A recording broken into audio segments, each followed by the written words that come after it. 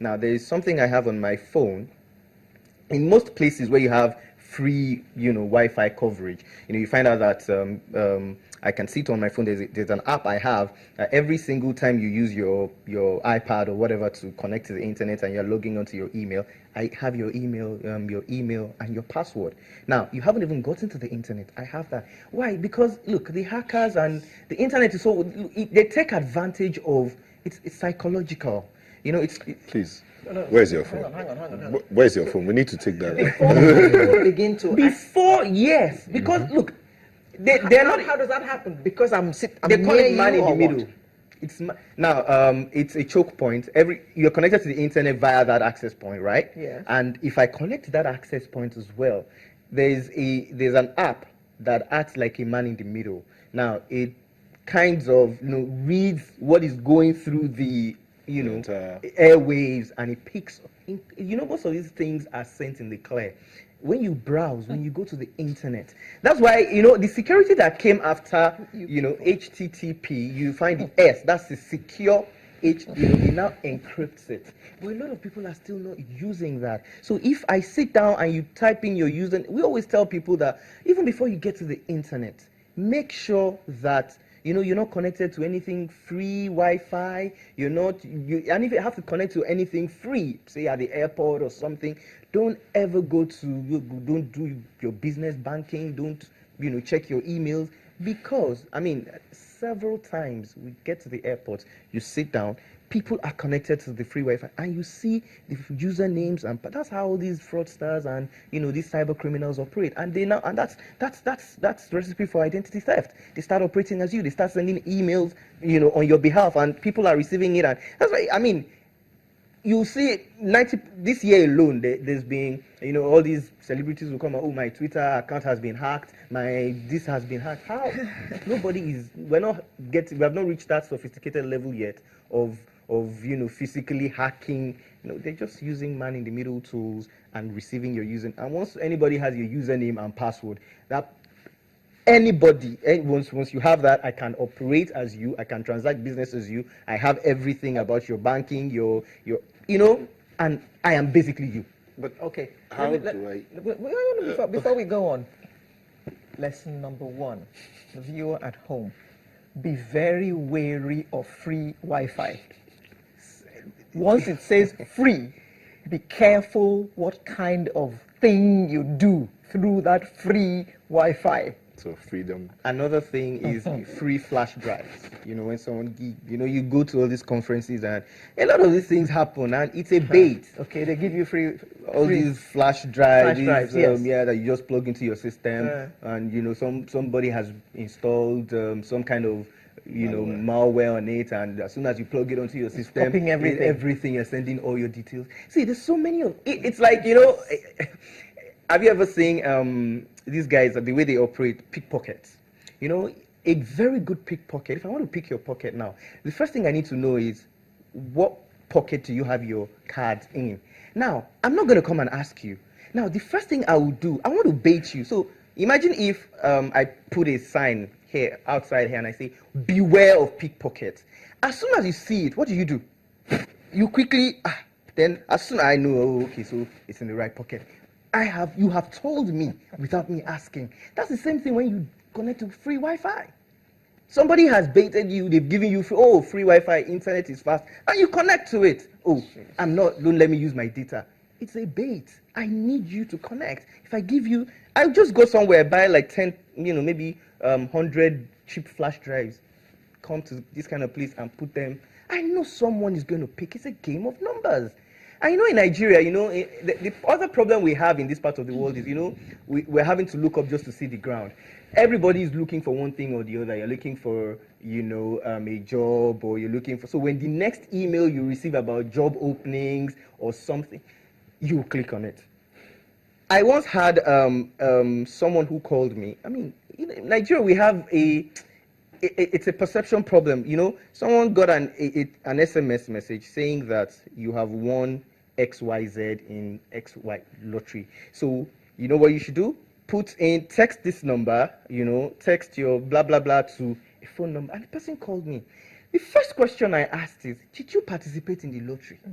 No, you did not. So you cannot win. So you cannot win. But we have this mentality of, oh, maybe it's a miracle. And I said, okay, hold on, don't worry. This is a business customer, like, this is someone who has unlimited access on the phone, maybe like 30,000 naira credit limit. I said, look, don't send this text here. So I bought a 200 naira recharge card on my phone, and I sent a text message to that number. Yeah. And immediately I checked the balance. A text message is maybe like 5 naira or 10 naira, and the whole 200 naira was gone. So that means that with that 30,000, you will send a text message and your 30,000 will be wiped out. So those are the kind of things that we see even before you get to they've gotten to such a level where it's now human, they're targeting the human Side of you. side of you, Okay, incidentally, I got a message from a friend yesterday about a message I was sent to him. And this, let me just see if I can remember exactly what that message said. The message said, same thing, you have been selected as one of the lucky winners of And he goes, so please send a text to this number. So he decided that I won't send a text. So he calls the number. No, sorry, it wasn't that. It was ATM. They told him because of certain things, the BVN thing, your ATM hasn't deactivated. Listen to the recording as well. So he went and bought credit and called the number and said, so which bank do you represent? He says, I work with the CBN. That's the response from the other side. I said, okay. And I said, okay, so which of my ATMs have been deactivated? And the man said, your ATM? And I said, no. Which of them? I have 5 bank accounts. The one that was deactivated, the one that you cannot use. Okay, you now called one bank. That's the bank's no longer existing. I say, yes, that's the one that's I see you. So that thing about personal security, for instance, I get a mail that has the logo of a bank telling me I need to update something and all of that, and then the address is at something from a bank. How am I supposed to be able to check that? Okay, thank you very much. This attack you just described is called a phishing attack. Okay, phishing like PHI, and what they do is they just mirror the exact website of the bank. It's very easy. You can mirror the website in a few minutes, but there will be a slight difference in the web address. Say it was xyz.com, the real bank address, then you now see xyz maybe i.com. And then you see we're not very patient to look at that address. So once you click that link, there are a number of things that can happen. It takes you to that site. You put in your details. Once you click enter, then it will tell you error, blah, blah, blah, blah, blah, blah. So you think probably you have an internet breakdown or something, so that you don't suspect immediately, and then they have your details. That's number one. Number two, you can click that link and it downloads some things on your computer and immediately begins to change registry keys. It begins to install something we call a keylogger. And you know what a keylogger is? For every time you push a button, it records it and sends it home to whoever has installed that. However, yes, all of these threats are available, but there's still ways that we can keep ourselves safe. Like my colleague mentioned earlier, saying that free Wi-Fi and likes, that there are new technologies now that you can send your emails and messages in an encrypted manner.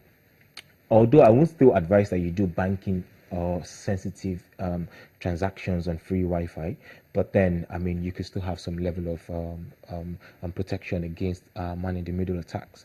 Also, back on the social media issue, there's a lot of craziness going on there, But I want us to remember as well that in as much as there are lots of hackers and script kiddies, most of those we have in this part of the world are script kiddies. They're not real hackers.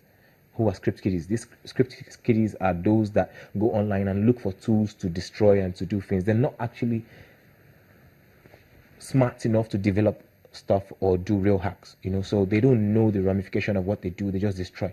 Okay, so on the social media platform, we have destroyers there. We also have people who have built their business and their lives on social media, so I also think that yes, we can have some sort of restriction, but if we cut it all out, a lot of people will be running out of jobs. A lot of companies are surviving on social media. So in the US, what they pretty much do is that they have empower their law enforcement officials. Let's see in Nigeria where a regular police officer can get somewhere and do some sort of query on a server and have a preliminary report to know what has gone wrong on there. I mean, preliminary knowledge of hacking, or just basic knowledge, and then as it grows, they can now have special departments that can handle things like that. So in the long run, with the attack that you mentioned, the bank would never ever send you an email saying you should update your details. They would never do that.